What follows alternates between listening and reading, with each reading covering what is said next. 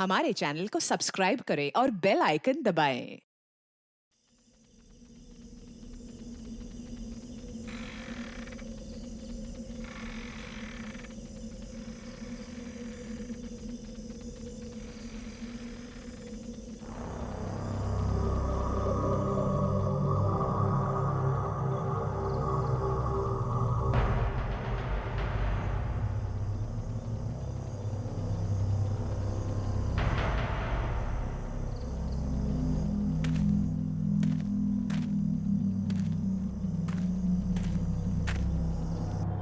अरे वाह, आज तो सूप है।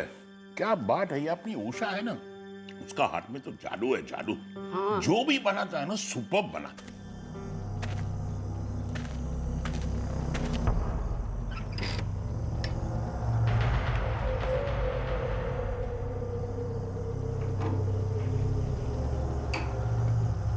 सायरा बोल रही थी कि बच्चों को छुट्टियों में भेजेगी। अरे वाह, गुड न्यूज। तो एक काम करो, वो केबल वाला को बोल रहे हो कि कार्टून वार्टून टीवी पे चालू कर देवे, और हाँ, इंटरनेट भी चालू करा दो। हाँ, जब आएंगे तब देखेंगे। वो केबल वाला को तू जानती है ना, आज बोलेगी तो 6 दिन बाद लगाएगा। नहीं, तू फोन कर ही निकाले। हाँ, कर दूंगी। लाइट को क्या हुआ? जरा जानी जानी, जरा फ्यूज बॉक्स जॉनी। તમે શાંતિ રાખો ની, આવી જશે।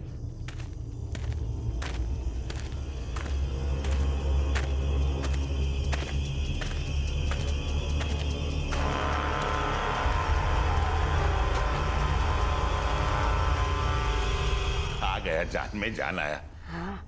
लेकिन ऐसे कैसे हुआ? वो अपना इलेक्ट्रिशियन है ना, उसने इन्वर्टर कन्वर्टर कुछ बोलते हैं ना, वो लगाया है। हाँ, ये तो बराबर है। पहला बार इतना साल में हुआ ना। फरजाद, हुआ होगा कुछ। તમે સૂપ પીઓ ની, ઠંડો થઈ જશે। हाँ, पीऊंच पीऊंच। Inverter converter.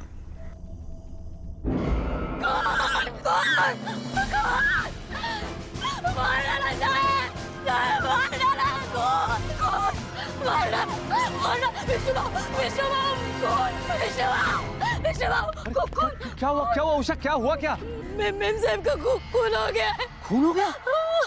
अरे वो फरजाद भाई कहाँ है? वो दिख नहीं रहे विष्णु बाबू। और मेलिसा ताई, वो किधर है? वो रसोई के पीछे बाहर। ठीक है, मैं देखता हूँ।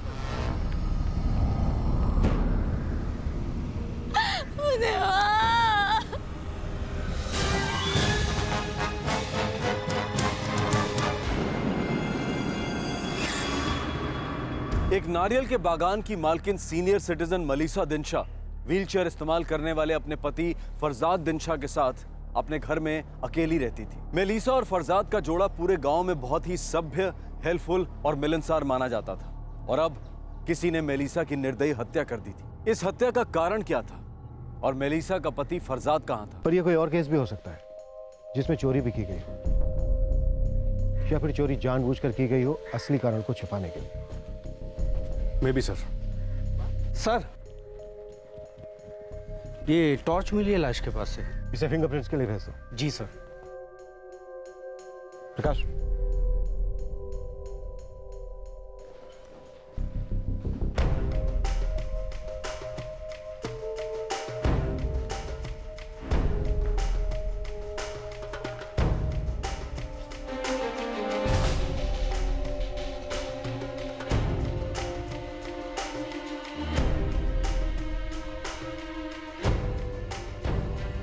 सर, अटैक शायद इन स्टेयर्स पे हुआ होगा और लाश को घसीट के बाहर ले गया होगा। ब्लड काफी सूख चुका है।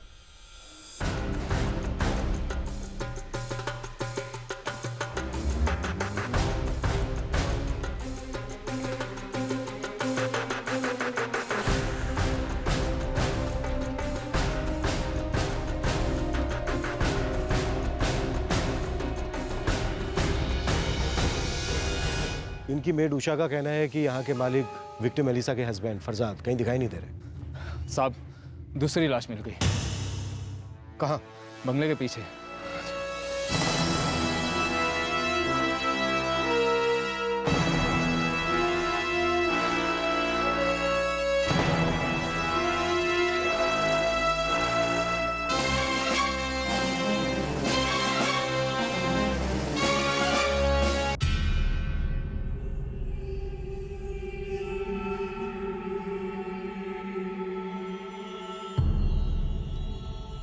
उठाना।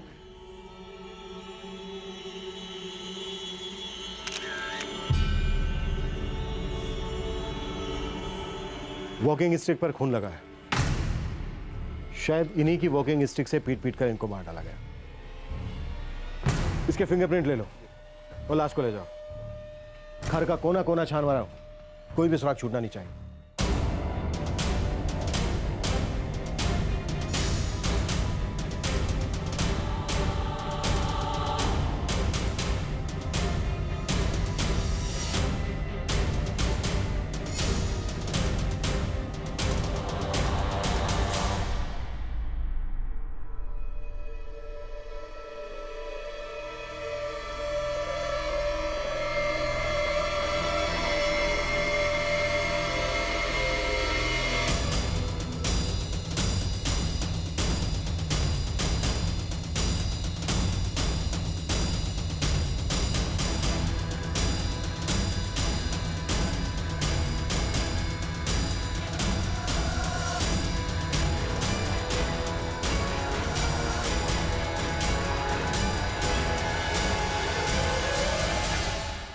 सर, मोबाइल का चार्जर है, टूटा हुआ सिम है, लेकिन मोबाइल फ़ोन नहीं है। अटैकर ले गया होगा। यहीं सिम कार्ड चेंज किया और शायद फ़ोन भी यहीं से गया होगा। सर, मैंने मलिसा और फरजाद के दामाद सोहराब से बात की। उसका कहना है कि मलिसा अपने ज़्यादातर गहने बैंक के लॉकर में रखती थी। घर में कैश था? सर, 2-3 दिन पहले नारियल की खेती की इंस्टॉलमेंट आई थी, कैश 45,000 रुपये, जो इसी लॉकर में रखी थी। इनसाइड जॉब लगता है सर। खुलेगा, धीरे धीरे सारा पिटारा खुलेगा।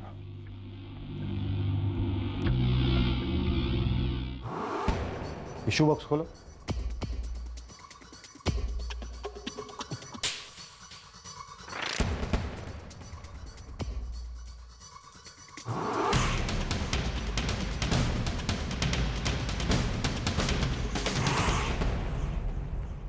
सर, लगता है फरजाद दिनशा यहाँ बैठ के खाना खा रहे थे और ड्रिंक्स पी रहे थे जब खूनी उनकी बीवी मलिसा को बाहर से मार के यहाँ अंदर आया, फरजाद को यहाँ मारा और उनकी बॉडी को उस रूम के बाहर फेंक दिया। लेकिन बॉडी को बाहर फेंकने का लॉजिक? फरजाद यहां बैठकर ड्रिंक कर रहे थे, खाना खा रहे थे, तो फिर खूनी उन्हें यहां मारकर यहीं छोड़ दिया।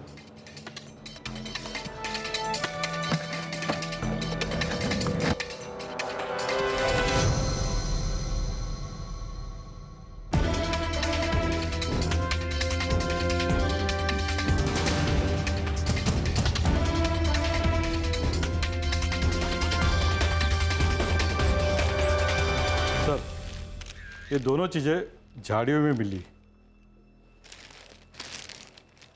सर, लगता मर्डर वेपन है। पहली बार किसी पेपर कटर से मर्डर होते देख रहा हूं। प्रकाश, उषा को पूछते हैं कि ये फोन किसका है। साहब, ये मेरे समय हम सबका ही फोन है। माने तुम यहीं रहती हो? नहीं साहब, पास के गांव में रहती हूँ। मेरी 12 घंटे की ड्यूटी होती है साहब। सुबह 6 बजे आती हूँ, शाम को 6 बजे जाती हूँ। अब पता नहीं किसके लिए आऊंगी। तुम मेलिसा और फरसाद से आखिरी बार कब मिली थी? कल शाम को साहब। रोज की तरह उनके लिए रात को खाना बनाया और 6:15 बजे घर के लिए निकल गई। हाँ, क्या खुशबू है। लगता है उषा डिग्री ने चिकन बनाया। अरे उषा, चिकन बनाया ना तूने? हाँ साहब, जैसा आपको पसंद है ना बिल्कुल वैसा ही बनाया है। अपने बाग का नारियल डाल के ही बनाया है। अरे वाह, तो आज डिनर में फर्स्ट क्लास जलसो। ए, मुंह में पानी आ गया। एक पीस टेस्ट करने को मिलेगा? ना ना, बिल्कुल ना। कितना मोटा हो गया है। हाँ, जैसे तू साइज 0 की है ना। हाँ, बात करती है। उषा, फरजाद को अंदर लेके जा, मैं राउंड पे जाती हूँ। और वो रामू छोटी छोटी बातों पे गुस्सा करता है, उसको बोल आने के लिए। Stupid man. बोलती हूँ मैं साहब। Bye bye. चलिए साहब। नहीं दिख रहा, मुझे जाता रे बस। आए पकड़। ये मेलिसा भी दिल की बहुत अच्छी है। चलिए साहब। जाऊंगा जाऊंगा।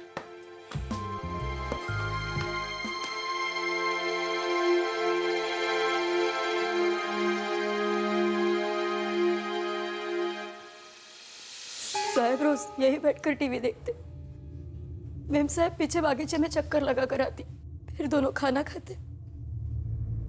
फिर सायरा दीदी मुंबई से फोन करती थी, उनसे बात होती और सो जाते। तुम्हारी मैम साहब रोज वॉक पे जाती थी? दर रोज साहब पीछे बाग के चक्कर लगाने जाती थी। कमर टूटने से पहले साहब पे जाते थे। कमर कैसे टूटी थी? नहाते वक्त गिर गए थे। उनकी बेटी सहरा रोज शाम को उन्हें फोन करती थी। ओए साहब 15 दिन में एक बार सायरा दीदी और उनके मर्द सौरभ मिलने भी आते थे। सर सारा और सौरभ अंदर में। ये रामू कौन है जो गुस्सा था? ये गांव में रहता है साहब, वो बाग के नारळ उतारने का काम करता है। वो और उसके आदमी बाग के सारे नारळ उतारते हैं। गुस्सा क्यों था? वो जास्ती पैसा मांग रहा था, नारळ उतारने का हिसाब भी जास्ती मांग रहा था। मेम साहब ने बोला भी कि वो अगले टाइम बढ़ा देगी, पर वो भड़क गया। कई दिन हो गए वो नारळ उतारने नहीं आया। प्रकाश, रामू और उसके आदमी को उठा लो। सर। उषा, आज सुबह एग्जैक्टली हुआ क्या था? मैं रोज की तरह सुबह 6 बजे आई। उस दिन मैं आते ही सबसे पहले बाग में चली गई थी पानी चालू करने।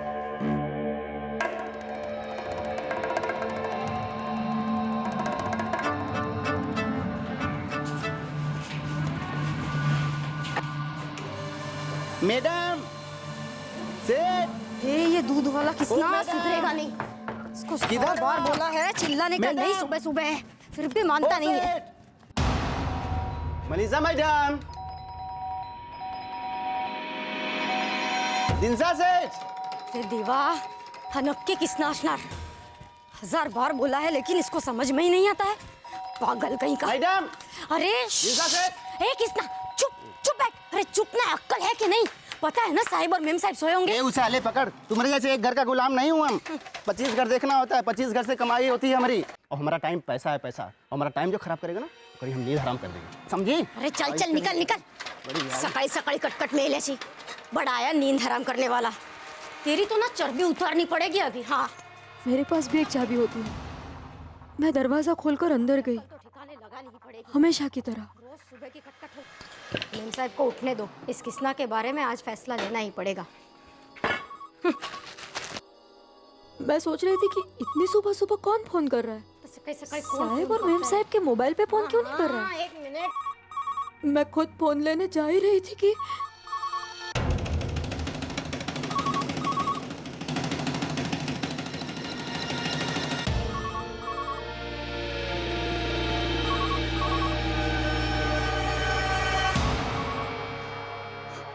मेम साहब, मेम साहब, कौन?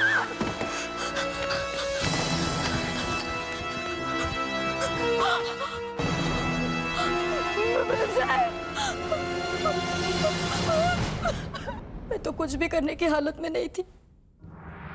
क्यों? लाश देखने से पहले तुम्हारी हालत को क्या हुआ था?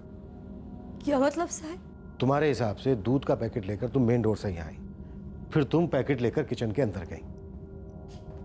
तुमने वहां पर दूध गर्म किया, लेकिन तुम्हें ये टेबल नजर नहीं आई, इस पर बिखरा हुआ सामान तुम्हें नजर नहीं आया, वहां सीढ़ियों पर पड़े हुए खून के धब्बे तुम्हें दिखाई नहीं दिए। मैं जान सकता हूँ ऐसा क्या चल रहा था तुम्हारे दिमाग में? मैं वो दूध वाले किस्ना के बारे में सोच रही थी साहब। गुस्सा थी उस पे। बूढ़े लोगों को कोई इस तरह चिल्ला चिल्ला कर जगाता है क्या भला? बहुत फिक्र थी तुम्हें अपने साहब और मैडम के लिए। वो मेरे माँ बाप से भी बढ़कर थे, और उस किस्ना ने उनके बारे में बुरा बोला था। प्रकाश, उठा लो कृष्णा को। सर।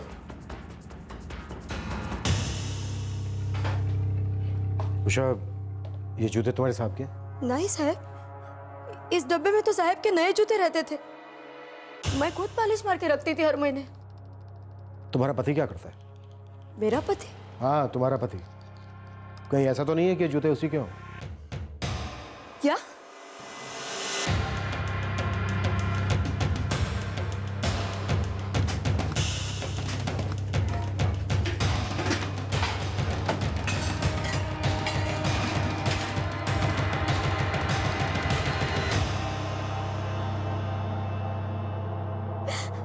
मेरे घर से एक भी चोरी का पैसा मिला ना साहब तो मैं जलते हुए कोयले पे चलूंगी। जान दे दूंगी अपनी। अरे मेरे माँ बाप जैसे। तू चुप कर, नौटंकी बंद करा। तू उनकी सगी बेटी होती ना तब भी तेरे पे शक जाता। ये मर्डर का केस है, मर्डर का, सब पे डाउट जाता है।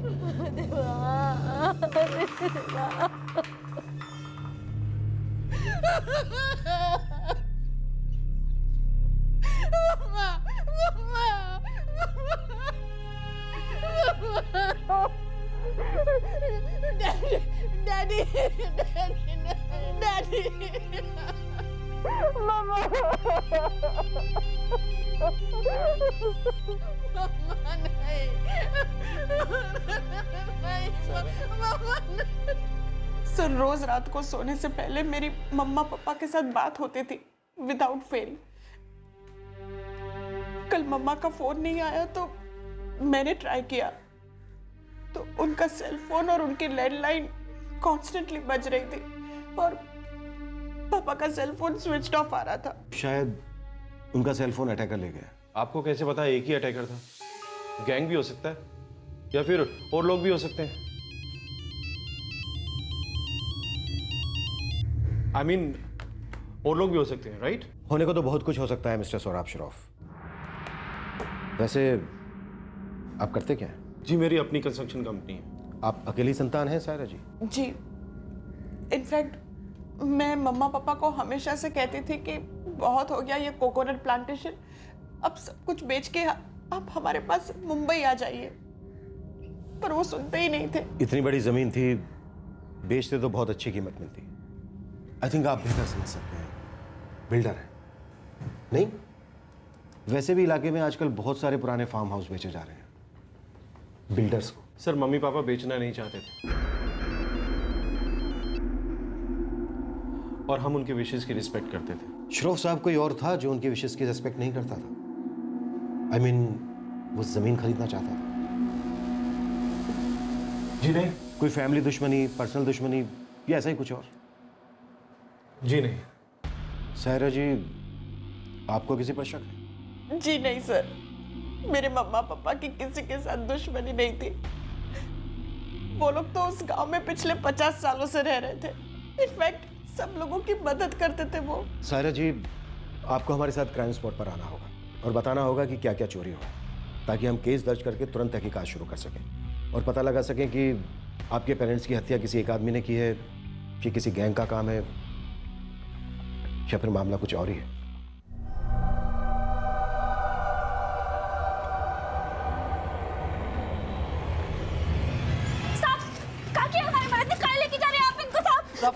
हमने कुछ नहीं किया साहब, हमारी बात मानिए सर।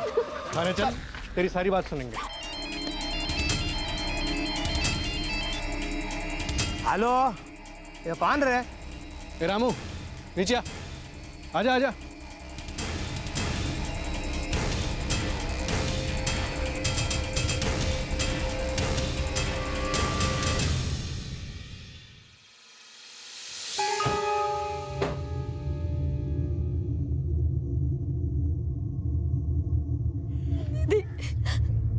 दीदी मैं कुछ नहीं कर पाई। साहब और मैम साहब गए दीदी,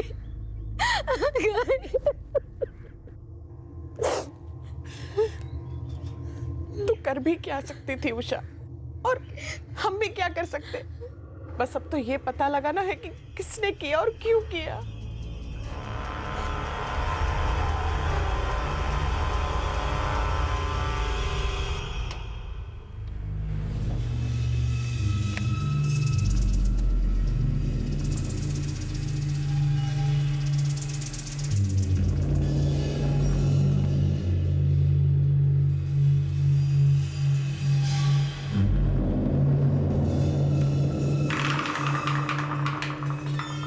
इसमें क्या ढूंढ रही हैं? मम्मा तिजोरी की चाबी हमेशा इसी में रखती थी, है ना उषा? मेरे को नहीं मालूम दीदी, मैम साहब ने मुझे कभी नहीं बताया, मेरे सामने कभी नहीं रखी। सर मेरी मम्मा की सोने की चेन, इयररिंग्स और वेडिंग रिंग, डैडी का सेल फोन और पार्टी शूज, और उनके लॉकर में से 60,000 कैश। अभी तो मुझे इतना ही याद आ रहा है। उषा, तुझे कुछ और सूझ रहा है? नहीं। कल पोस्टमार्टम के बाद आपको उनकी बॉडीज मिल जाएगी, तब तक आप लोगों को यहीं रुकना होगा। मैं रुक सकूंगी, मेरे हस्बैंड को जाना होगा। बहुत बिजी रहते हैं सर, उनके बिजनेस में आजकल थोड़ी टेंशन चल रही है, इसलिए वो थोड़े डिस्टर्ब हैं। इसका मतलब ये नहीं कि वो केयर नहीं करते। आप प्लीज उन पर शक मत कीजिए। जब तक मैं असली खूनी को या फिर खूनियों को कोर्ट में पेश नहीं कर देता, तब तक मैं सब पर शक करूंगा, जहां तक कि आप पर भी। अरे नहीं नहीं साहब। क्यों नहीं? तू कह रहा है कि रात भर तू अपने घर पर था, तो तेरी बीवी को बुलाकर पूछते हैं कि तू रात भर घर पर था कि नहीं? साहब, हम अपने घर पर नहीं था, किसी और के घर पर था। अब आप समझ लिए साहब, हमने बीवी से कहा कि दोस्तों के साथ था रात भर। और सुबह आकर दूसरों की नींद हराम करने की धमकी देता है। बड़ा गुस्सा था तुझे मेलिसा और फरजाद पर? अरे नहीं साहब, उस सुबह हमारा पारा चढ़ा हुआ था। सुबह ही हमारी गर्लफ्रेंड के साथ झगड़ा हो गया था और दूध देने में हमें देरी हो रही थी। अब साहब, हमारा दिनशा साहब के साथ कौन दुश्मन है इससे। चल अपनी गर्लफ्रेंड का नाम और नंबर लिख, और जब भी तुझे बुलाएंगे आना पड़ेगा। नाम और नंबर लिख दे। हम ना तेरी बीवी को बताएंगे ना उसके पति को। कोई शौक नहीं हमें लोगों के घर तोड़ने का। लिख। लिख।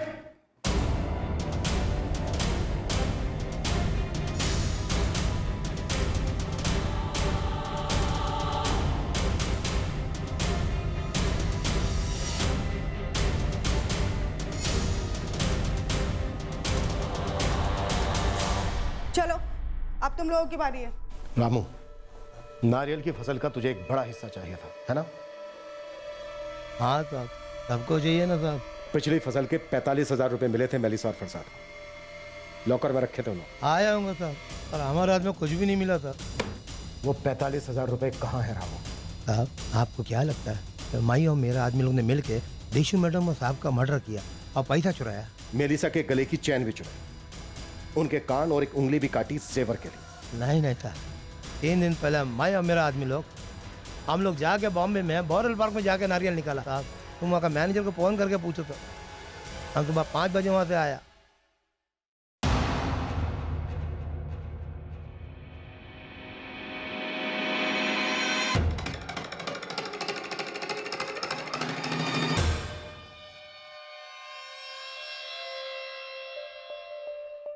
मैं 11 में जाकर फ्यूनरल की तैयारी करता हूँ। तुम अपना ध्यान रखना। बच्चों को कुछ मत बताना। अब तक तो प्रेस में सब कुछ छप चुका होगा, उन्हें पता भी लग गया होगा, पढ़ लिया होगा उन्होंने सब कुछ।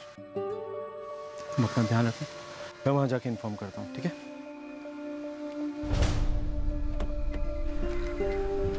पहुंचते ही फोन करना। ठीक है, बाय।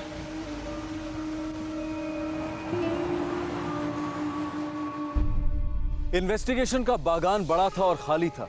शक की सुई हर दिशा में घूम रही थी। पुलिस कोई एंगल नहीं छोड़ रही थी। हर लीड को फॉलो किया जा रहा था। हर खबरी नेटवर्क को एक्टिवेट किया गया था। दिनशा जोड़े के इस कत्ल ने न सिर्फ उस इलाके में बल्कि पूरे देश में सनसनी मचा दी थी। इस इलाके में पारसी समुदाय के कई सीनियर सिटीजन अकेले रहते थे, जिनके अलग अलग बागान थे, पुराने बिजनेसेस थे। वो सभी इस हत्याकांड से बुरी तरह से आतंकित हुए थे।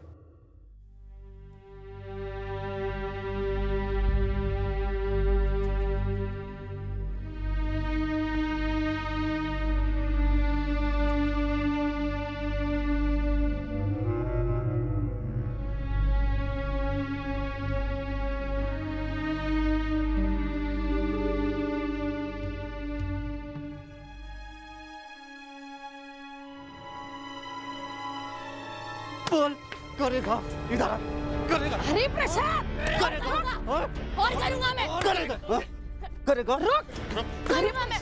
और करेगा, और करूंगा। और करेगा तू। अरे पागल हो गए हो क्या? क्यों मारता है बच्चे को? हरिप्रसाद, होश में आ। बेटा है बेटा तेरा। ये मेरा बेटा नहीं हो सकता, कभी नहीं हो सकता। शांत हो जा, शांत हो जा, शांत।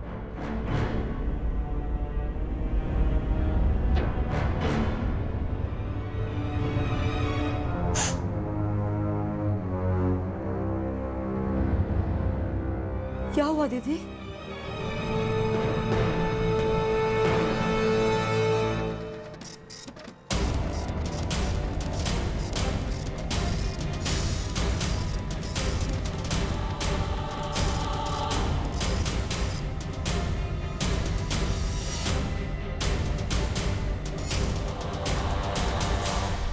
ये पोस्टमार्टम और फॉरेंसिक रिपोर्ट दोनों है साहब। सर मर्डर की रात सायरा के पति के काफ़ी फ़ोन कॉल्स थे, पर सभी उसके बिजनेस को लेकर मुंबई में किए गए थे और किसी भी सस्पेक्ट के फ़ोन रिकॉर्ड से कुछ भी नहीं मिला। हाँ, फरजाद के फ़ोन को ट्रैकिंग पे डाल दिया है। पोस्टमार्टम रिपोर्ट भी लगभग वही कहती है जो हमने सोचा था।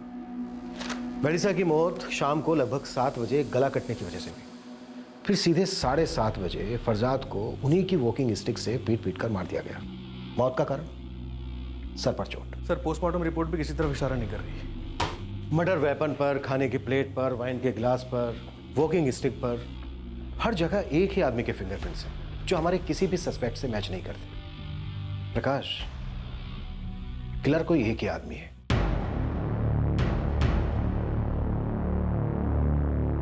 किलर ने वहां खाना भी खाया, वाइन भी पी।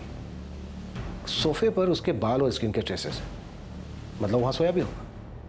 सर हो सकता है मेलिसा और फरजाद का कोई जानने वाला हो जिसे उन्होंने खाना और वाइन ऑफर की हो। लेकिन यह भी तो हो सकता है कि किलर ने मर्डर करने के बाद खाना खाया हो, फिर वाइन पी हो और फिर वहीं चुपचाप सो गया हो और सुबह उषा के आने से पहले वहां से निकल गया। तिजोरी भी तोड़ी नहीं गई है, उसे चाबी से खोला गया है। उसको मालूम होगा कि चाबी कहाँ रखी जाती है, जो शायद उषा को पता नहीं था। सर होना हो, ये कोई घर का आदमी लगता है, लेकिन कौन हो सकता है? ये जो भी है, लेकिन जूतों का बड़ा शौकीन है।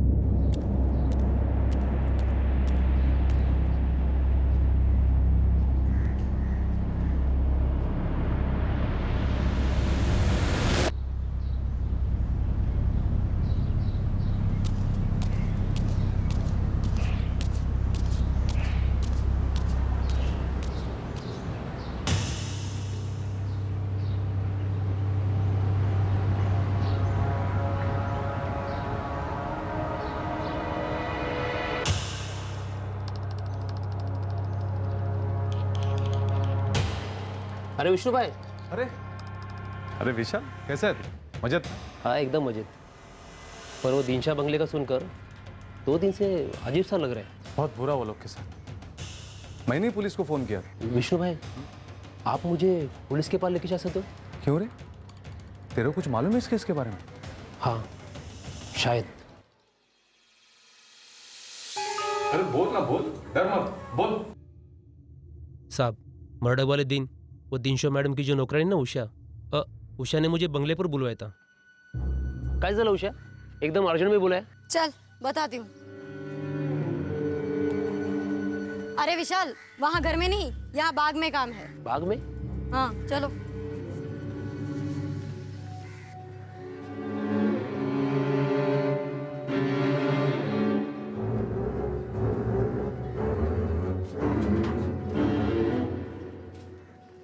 कल रात अचानक पावर गायब हुई। अच्छा हुआ डिकरा, तुमने इन्वर्टर कन्वर्टर बिठाया था, तुरंत पावर आ गई। मैडम जी, आपका पावर ऑफ नहीं हुआ था, ऑफ कराया गया था। ये देखिए मैडम, ये वायर काटी यहाँ से किसी ने। क्या बात करता है? कौन काटेगा? ये तो मुझे मालूम नहीं, लेकिन ये यहाँ से किसी ने ऐसी वायर काटी है। पर विशाल, यहाँ पर आकर वायर वायर कौन काटेगा अभी? अरे उषा, गांव का कोई शरारती बच्चा होगा। लेकिन विशाल, जल्दी जल्दी करना। हाँ मैडम जी, थोड़ा टाइम तो लगेगा। ठीक है, लेकिन जल्दी करना। उषा चल, घर में बहुत काम है। चल चल चलिए, जल्दी आवी जा। मैंने वायर जोड़ दिया और जैसे ही मेरा काम खत्म हुआ, मैंने उसे देखा। ये कोण तिकडे? अरे थांब, अबे रुक। मुझे लगा कि कोई खोबरा ओबरा चुराने आए होंगे या ऐसे ही कोई होगा। मैंने उस तरफ ध्यान नहीं दिया। हमारे स्केच आर्टिस्ट को उसका हुलिया बता पाओगे? हाँ सर, ट्राई करूंगा। फाइनली पुलिस को एक लीड मिली थी।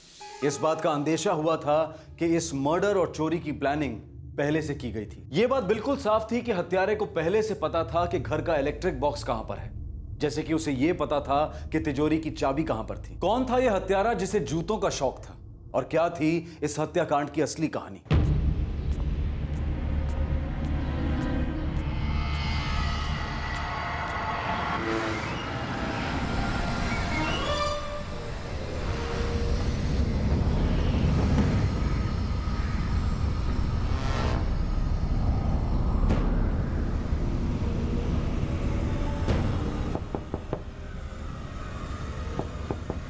आओ साहब। ये देखो साहब, ये वायर यहाँ से कटी थी और मैंने इसे ज्वाइन कर दी। उषा, ये बात तुमने हमसे पहले क्यों नहीं बताई? साहब वो याद नहीं रहा, इतना ध्यान ही नहीं दिया था। अब जो हम तुम्हें दिखाएंगे उसे ध्यान से देखो, फिर जो छुपा है वो अपने आप बाहर आ जाए। इसे पहचानती हो उषा?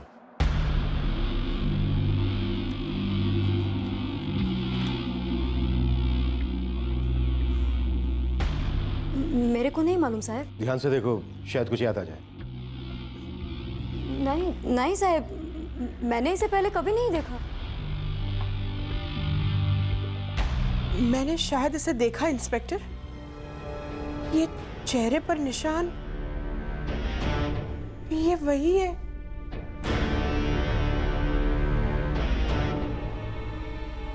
ये गिरीश है, हमारे केयरटेकर का लड़का गिरीश प्रसाद। उषा के यहाँ आने से पहले हमारे केयरटेकर हरि प्रसाद हुआ करते थे। ये गिरीश उन्हीं का लड़का है। उषा को यहाँ 14 साल होने को आए हैं ना?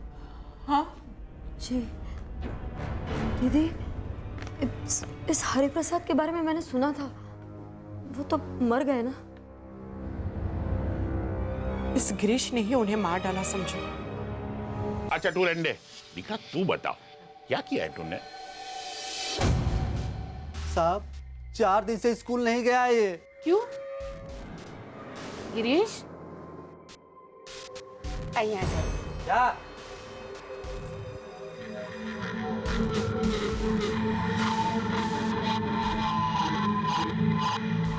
गिरीश ले बिस्कुट ले, शूजबेरी है पूना से, बहुत टेस्टी है। और अब बता स्कूल क्यों नहीं गया? वार वार तू रवा दे। हाँ कोई बात नहीं दिखा, कोई प्रॉब्लम नहीं। हरी तू बता क्या प्रॉब्लम क्या है, बता तू। साहब अपने स्कूल के 4 बच्चों के साथ ये जुआ खेलने गया था जेठी के पास, और खुद ले गया था। है खोड़ाई। गिरीश तू जुआ खेलता है? क्यों खेलता है डिकरा? क्यों खेलता है बता ना, क्यों? पैसा। ये गधेरा, जुआ का पैसा नहीं होता है, बर्बादी होता है, बर्बादी। साहब ये बात समझा के हम थक गए, लेकिन ये कुछ समझता ही नहीं है। हम इसको बार बार कहते हैं साहब कि भलाई की रोटी बुराई की जलेबी से भली होती है। साहब रोज मेरी जेब से कुछ न कुछ चुराता रहता है। आप लोग माई बाप हैं, आप लोगों से क्या छुपाना। गिरीश दिकरा, तुझे पैसा क्यों चाहिए? और जो भी कुछ चाहिए अपने बाबा से मांगता, मुझसे मांगता, मैं दे देती तुझे। बोल क्या चाहिए तुझे? नहीं बोलूंगा, नहीं चाहिए तुम लोगों की मेहरबानी। हरि प्रसाद हाथ मत उठाना, बच्चा है। गिरीश गिरीश दिकरा आया, गिरीश। सर मेरे मम्मा पापा और हरि प्रसाद ने उसे सुधारने की बहुत कोशिश की, पर वो और बिगड़ता गया। गिरीश की माँ, उसका कोई भाई बहन? कोई नहीं था सर, और गिरीश की माँ तो उसके बर्थ के बाद ही चल बसी थी। आप उस वक्त यहीं रहती थी? नहीं सर, मैं मुंबई में अपनी कॉलेज की हॉस्टल में रहती थी, और कॉलेज की छुट्टियों में मैं जब भी मुंबई से इधर आती तो गिरीश का कोई ना कोई इंसिडेंट जरूर होता था, ऑलवेज।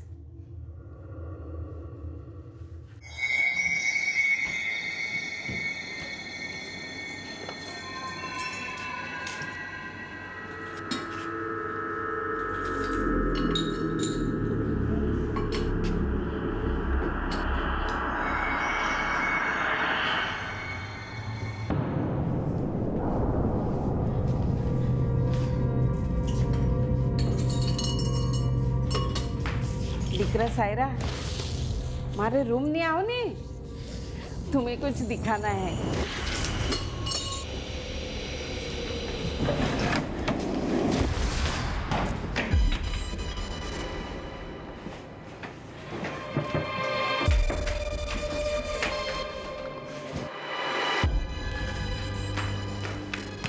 तुम्हें कुछ दिखाना है, अंदर आओ नहीं तू। मम्मा अंदर आओ नहीं, दिखाना है।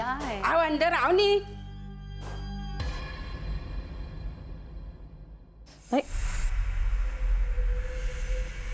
मम्मा ये देखो, लगता है यहाँ पे कोई बंदर आया था। कांचा खेलने वाला बंदर।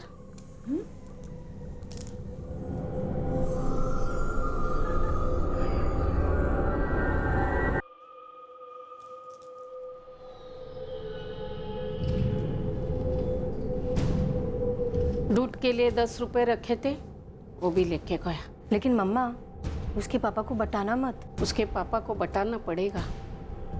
बच्चे अब नहीं सुधरेंगे ना तो कभी नहीं सुधरेंगे, और उसके जिम्मेदार सिर्फ हम होंगे, सिर्फ हम। करेगा और करूंगा मैं। करेगा। प्रसाद रुको। करूंगा। अरे पागल हो गए हो क्या? क्यों मारता है बच्चे को? क्यों चुराए पैसे? नहीं बोलूंगा, जो करना है कर लो। मारना है मुझे और मारना है, पकड़ो मारो मारो मारो, लो पकड़ो पकड़ो ना। गिरीश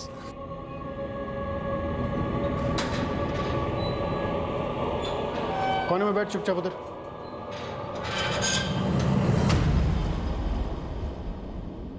आप लोग घर जाइए, 2-4 घंटे बाद मैं खुद उसे घर छोड़ दूंगा। थोड़ा डर जाएगा तो सुधर जाएगा।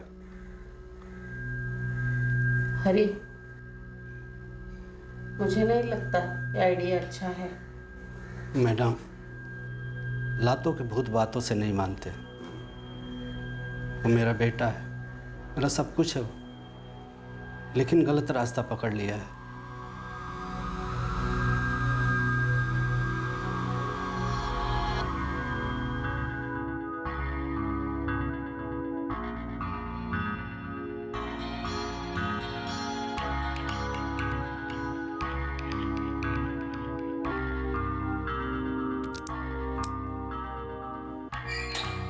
ओए, चल तेरी जमानत हो गई।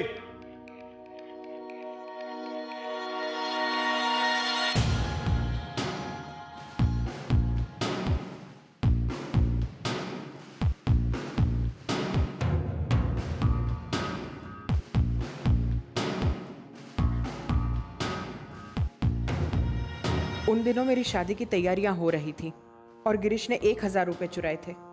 हरी ने खुद परेशान होकर उसे पकड़वाया था, पर मम्मा ने बेल करवा दी, और दूसरे ही दिन गिरीश ने घर से 2000 रुपए अलमारी खोलकर चुराए।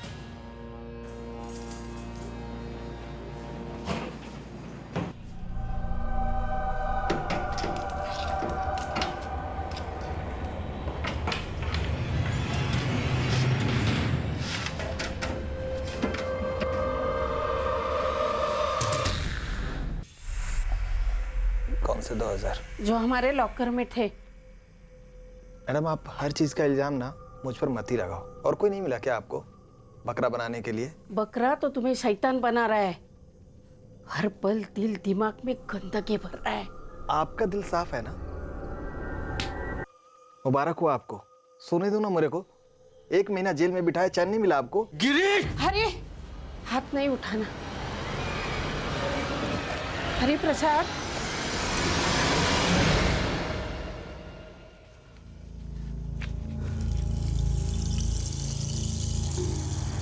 क्या किया ये?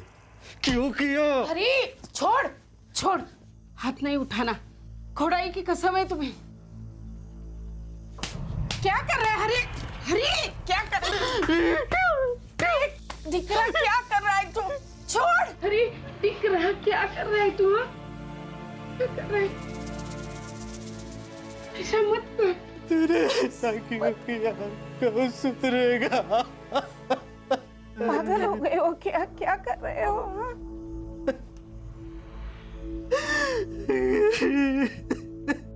हरिप्रसाद का घाव तो भर चुका था, पर वो पूरी तरह से टूट गया था। उसने गिरीश को घर से निकाल दिया।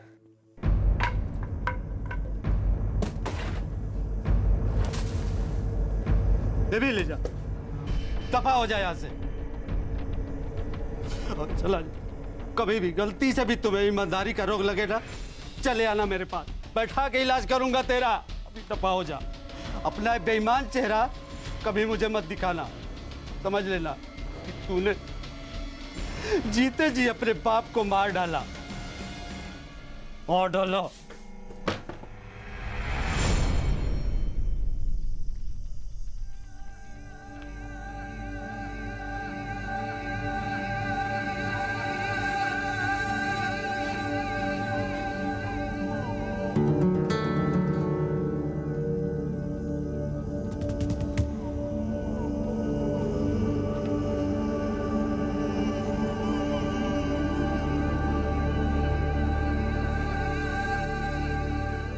उसी साल हरिप्रसाद बीमार हो गया और वो अपने गांव यूपी चला गया। Within 6 months he was no more. Massive heart attack, instant death.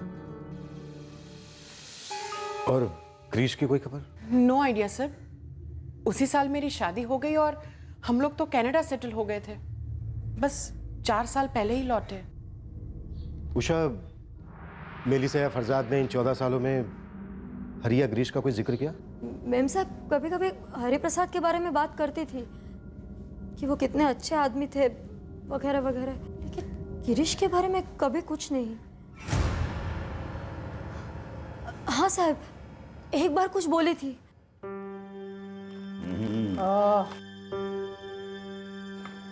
वाह, प्रॉन्स करी बनाई, बहुत अच्छी। लेकिन बहुत ज्यादा बनाया निकरा, इतना हम खा नहीं पाएगा। तुम एक काम करना, जितना बचे ना घर लेके जाना बच्चा लोग के लिए। अरे नको साहेब, रोज रोज लाड करूंगी ना तो बिगड़ जाएंगे। अरे उषा, बच्चों को प्यार से बिगाड़ना चाहिए। स्टिक ठोकर सुधारने बैठे ना तो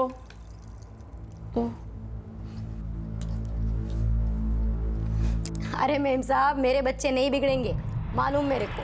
जरा भी चर्बी दिखाते हैं ना तो मैं कान के नीचे 2 रख देती हूँ। ये उषा, बच्चों को मारना नहीं। हरिप्रसाद भी बहुत मारता था गिरीश को, कुछ फायदा नहीं हुआ। और हम लोग भी उसके लिए कुछ नहीं कर पाए। बहुत दुख होता है। ऐसा क्यों हुआ? क्या हुआ था साहब? हाँ? कुछ नहीं। हरिप्रसाद के यूपी वाले गांव का एड्रेस होगा आप लोगों के पास? नो आइडिया सर, मैं तो यहाँ रहती भी नहीं थी। साहब मैं देखती हूँ, मैम साहब की एक एड्रेस वाली डायरी थी, उसमें जरूर होगा। 1 मिनट। हाँ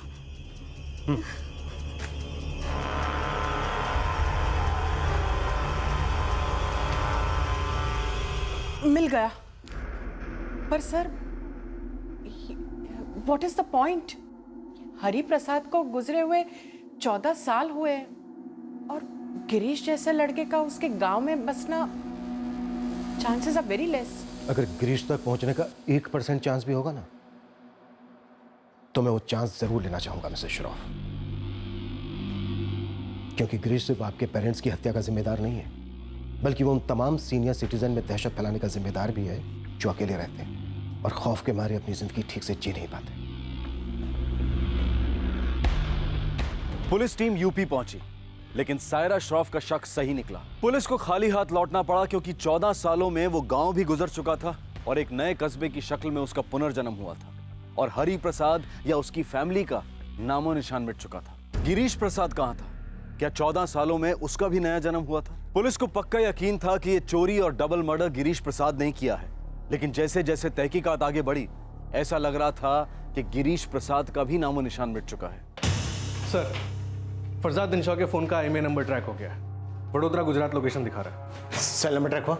सर, पिछले 5 दिनों में 4 बार ये नंबर चेंज हो चुका है, लेकिन नाम और एड्रेस एक ही दिखा रहा है, श्रीमित ढेडिया। नाम और एड्रेस दोनों नकली है? Yes sir. एक ऑप्शन है, थोड़ा लंबा है लेकिन ट्राई कर सकते हैं। क्यों ना हम वडोदरा जाकर हर नंबर के कॉल रिकॉर्ड्स निकलवाएं और हर नंबर को ट्रैकिंग पे डाल दें, शायद कुछ हाथ लग जाए। एक शॉर्टकट है, तो कहाँ पर ट्राई करते हैं? क्या सर? कत्ल की रात किलर ने फरजाद के सेल फोन से उसका सिम कार्ड निकालकर तोड़कर फेंक दिया था। तो जाहिर सी बात है उस फोन में उसने अपना सिम कार्ड डाला हो सकता है। कत्ल की रात किलर ने वहां काफी समय बिताया, खाना खाया, वाइन पी, फिर शायद टीवी भी देखा। और हो सकता है इस दौरान उसने कोई फोन भी किया। करेक्ट। प्रकाश तुम एक काम करो, दिनशो बंगलो के आसपास जितने भी सेलफोन टावर्स हैं उस रात की सबकी ट्रैफिक रिपोर्ट निकलो और पता करो कि उस इंस्ट्रूमेंट से कोई कॉल किया गया है या नहीं। चांस लेते हैं, हो सकता है अपनी बात बन जाए।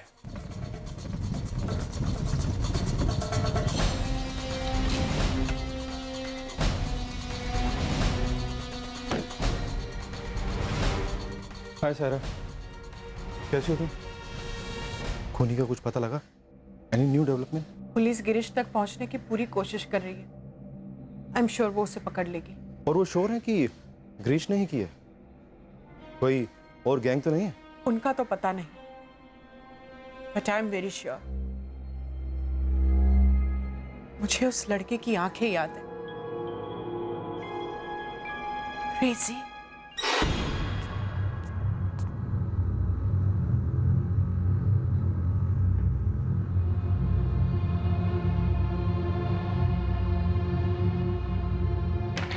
सर 3 नवंबर को रात को 2 बजे फरजाद का फोन दिनशो बंगलो में ही था और उसके फोन से वडोदरा कॉल किया गया था किसी कामरान सैयद के नंबर पर। फोन लगाओ।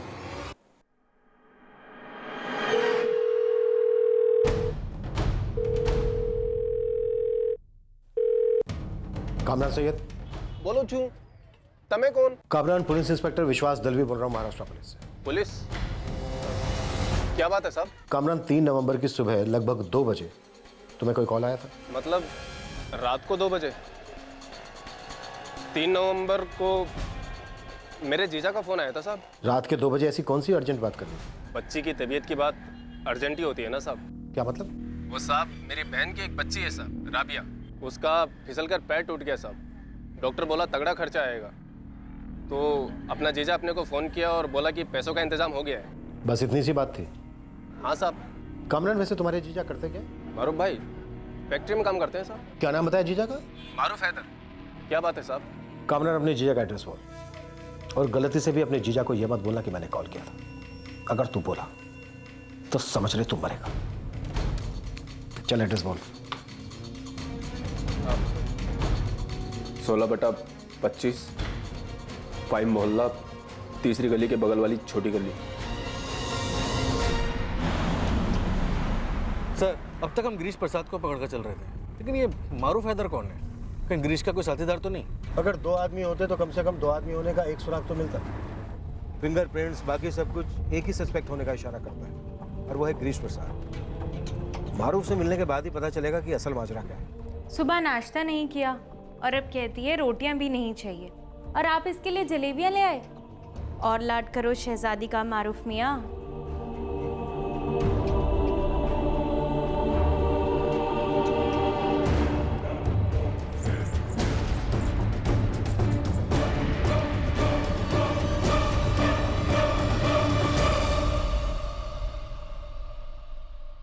मलीसा और फरजाद दिनशा के डबल मर्डर केस की पूरी इन्वेस्टिगेशन उस घर के केयरटेकर हरि प्रसाद के लड़के गिरीश प्रसाद पर पहुंचकर जीरो हुई थी। कत्ल की पूरी मोडस ऑपरेंडी देखते हुए, गिरीश का पास्ट रिकॉर्ड देखते हुए पुलिस को पूरा यकीन था कि खूनी गिरीश प्रसाद ही है। लेकिन इस मारूफ हैदर के एंगल ने एक तरीके से इस केस को सर के बल उलट दिया था। क्या था ये राज? क्या पुलिस इन्वेस्टिगेशन का निशाना पूरी तरह से चूक गया था? क्या यह कोई इंसानी साजिश थी या फिर तकदीर का षड्यंत्र? ये जानने के लिए कल जरूर देखिएगा इस केस का दूसरा और आखिरी भाग रात 11 बजे, जब हम इस भयंकर और बेहद इमोशनल केस का खुलासा करेंगे।